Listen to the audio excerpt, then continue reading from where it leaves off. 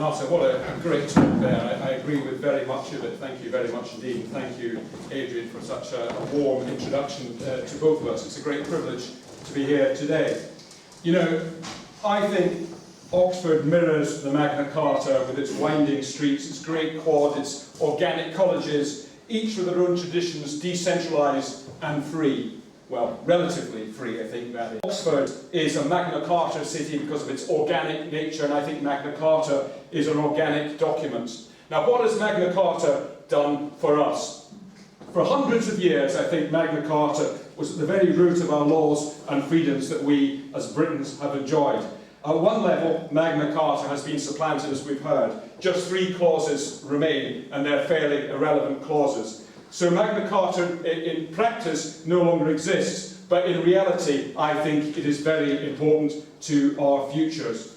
Magna Carta remains the cornerstone of the very idea of England and latterly Britain's justice and its constitution. It's the essence of liberty, it's the essence of light government, it's the essence of our sovereignty, and it's the essence of our freedom. And if that is true, it cannot be irrelevant. While legally it has been dimmed in this realm, I think it's the very cornerstone of much of the prosperous world, be it America, Canada, Australia, New Zealand, and many other countries. Rather than say, well, that is that, the law has changed, let's rebuild a new architecture, I say let's rebuild England around Magna Carta, the common law, liberty, minimal and peaceful government. While Magna Carta does not explicitly talk about the common law, I believe it's its very heart. And I think the common law is critical to this debate because it is not a revolutionary code. It looks at precedent, it is conservative, it tends to be minimalist, and it gradually evolves as circumstances change.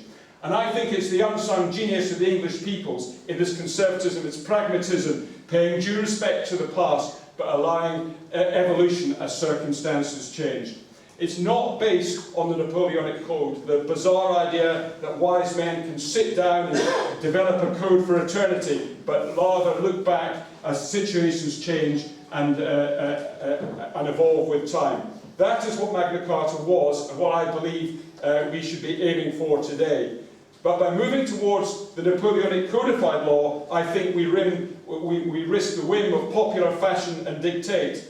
And indeed, as the common law slowly subsides to the power of bureaucratic code, I think we're in danger, to quote Goya, of creating a rational monster. Every little law in themselves looks logical, be it a health and safety or a anti-privacy law, etc., but brought together, our freedoms are being greatly eroded. So I think Magna Carta, yes, as the lawyers would say amongst us, has been supplanted. It remains of critical importance. It was the acorn and beacon of our liberty and stability, although much of the law has been supplanted.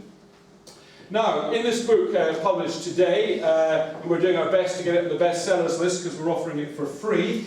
Magna Carta today, a debate on the principles and relevance of the 21st century. We look at each of the 63 clauses and try to look at their relevance for today. And the reality is that the clauses, many of them, are not desperately relevant today, but what we have done is to basically group them into 10 broad categories. So we've looked at the Constitution, we've looked at religious freedom, quite an important part at the time of Magna Carta, but we've evolved that to freedom of speech. We've looked at justice, an area that Magna Carta is particularly strong on. We looked at family life and privacy. Magna Carta deals significantly with family life, and particularly inheritance. It was, after all, the barons that brought this document to the king, and they were extremely interested in their estates and inheritance. Magna Carta deals with border controls and weights and measures. It deals with taxation. It deals with debtors' rights, which we've translated to the obligations of bankers. And there's even a few passages on the environment, albeit those passages are there more to do with the ownership of assets, be they fishing rights or forestry rights. There are a number of clauses, nearly a dozen, which now have almost no relevance unless you're Welsh. It's how we deal with Welsh hostages, for example. But what we've tried to do in this grouping is to basically look at how we're doing in each of those 10 subjects. Now, you'll be pleased to hear I'm not going to go through all 10 areas today, but I thought I'd highlight 2 or 3 which I think are important. Now, Magna Carta actually says relatively little on the Constitution. Who guards the guardians? Effectively, the English state in the 13th century was extremely small. It was the King's Court. It was effectively military power. So there's very little about the balance of powers, the split between local government and national government. The pesky Scots weren't involved in those days, so we didn't need to bother about devolution. But as many of you will know, that King John in 1211 had surrendered the kingdom to the Pope in exchange for a rent of 1,000 gold marks a year and homage. Now, I think Magna Carta does represent a very strong expression of English sovereignty. And for that reason alone, if no other, I think Magna Carta remains highly relevant today, particularly in the light of the upcoming European Union referendum. I think Magna Carta shows that what has been given away can be won back. We'll see perhaps next year or the year after if that indeed is the case, but at least the people will have the chance to have a say in that matter. Now, Magna Carta, I think, takes for granted the sovereignty, certainly in temporal affairs, of the English nation. And certainly with the break with Rome in 1532 to 1973, England/Britain was indeed supreme in judicial matters. Since 1973, there's been a steady erosion of the common law with supranational statute law, from the EU growing incompetence from agriculture, fisheries, environment, single market regulation, health and safety. The list is fairly endless, including energy, transport and aspects of economic policy. And under the principle of acquis communicare, what we have, we hold. Once a power is given to the European Union, it's now impossible to get it back. So the EU is a power ratchet. And I would argue that the EU is the opposite of the Magna Carta. It's centralised, it's bureaucratic, and I would say fairly dictatorial in terms of its regulations, unlike the Magna Carta, based on common law, which is fairly minimalist and organic. We deal at some length in the book on religious freedom. Magna Carta talked about the right of England to choose its own bishops, obviously ultimately under the power of Rome. That isn't so relevant today, but freedom of speech surely is extremely relevant. Now, I think in Britain we've been pretty lucky for many years, really, hundreds of years, to have a relatively tolerant and enlightened attitude to free speech.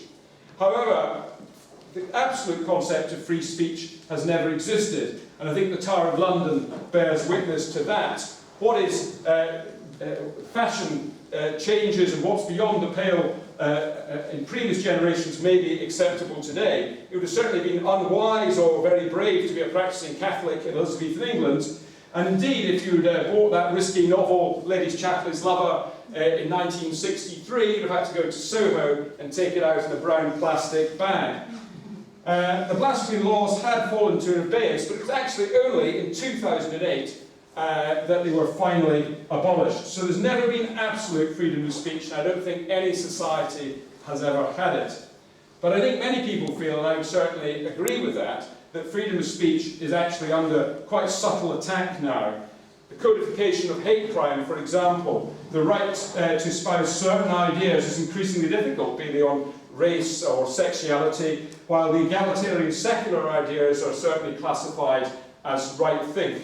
I don't think this is healthy. I think it is perfectly acceptable to believe the earth is flat. The scientists among you will know that theories are always being overthrown on a regular basis, and only by competition of ideas and within reason freedom to express unfashionable ideas can the best ideas flourish. Now, in this country, we've always enjoyed freedom of speech as a negative right. That has been codified now by the European Human Rights Act. And in a way, what they say, no one can really disagree with. It all sounds extremely reasonable. You can say what you like as long as it's not done in a threatening or intimidating or insulting way. But the problem with this codification, it results in legal creep. So what effectively happens is something that is perfectly reasonable as a starting point, and something that would be seen as insulting to a wide group of people, can actually be morphed into the much more questionable definition when an incident is perceived as offensive or racist by the victim himself or any other person in the room. That closes down debate and argument. So I think we're living in an age of self-censorship. To some extent that's always been the case, but now I think the areas which are difficult to discuss are migration, sexuality, equality, and even aspects of climate change. And there is a fashion in these aspects. So I think freedom is being curtailed. I think, ironically, some of the European human rights legislation curtails freedoms in a way that it was designed to have the opposite effect of what I think was intended.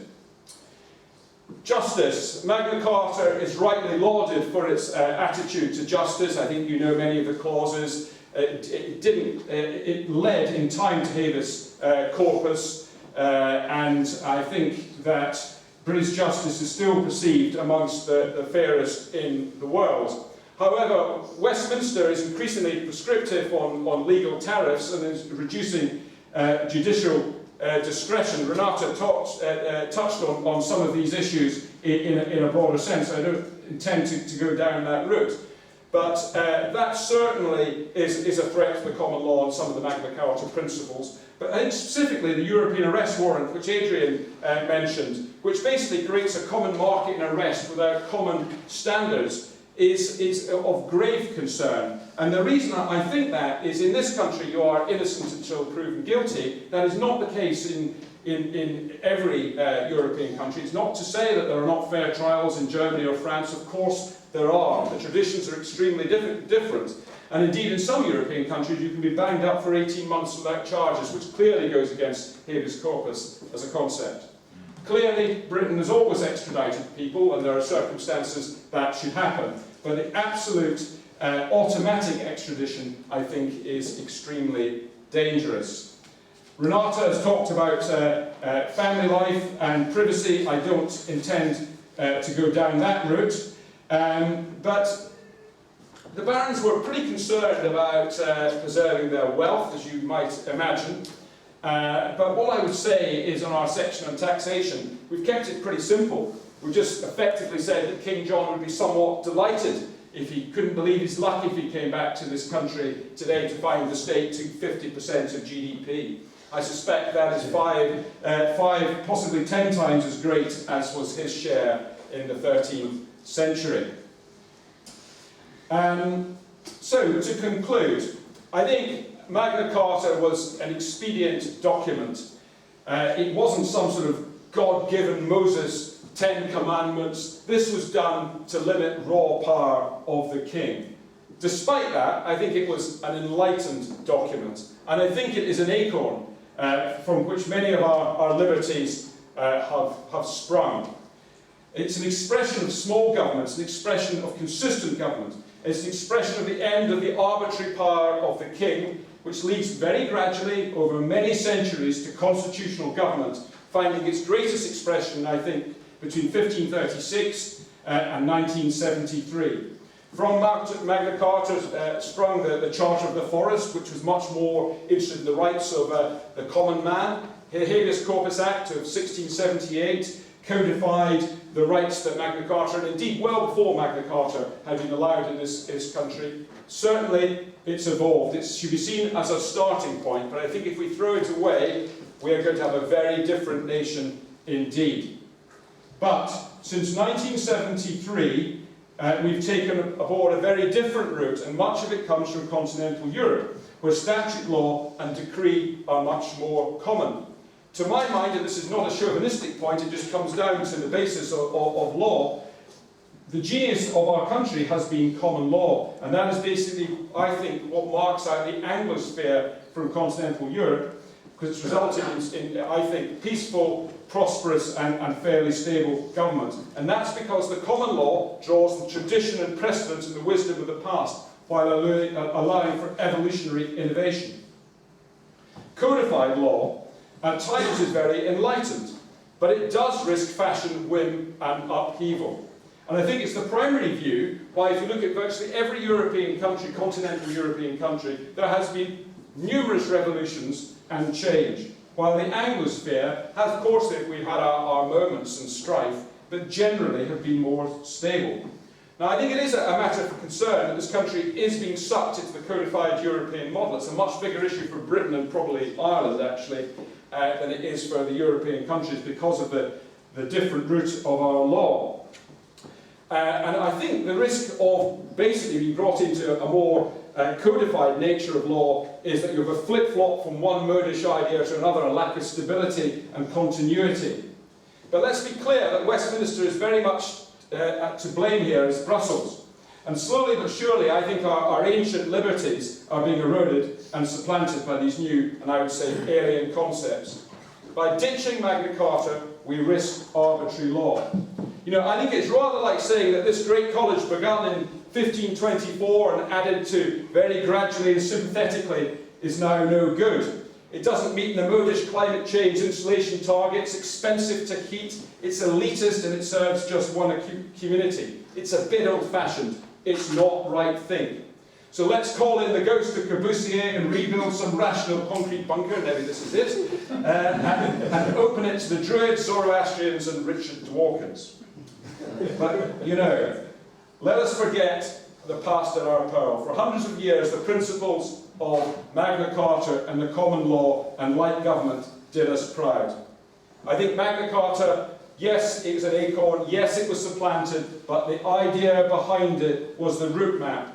And now on the 800th anniversary, I think it's time to relearn the lessons that our forefathers have developed over many hundreds of years and return to small, peaceful, quiet, stable government under the common law. That's what Magna Carta has given us, our very birthright.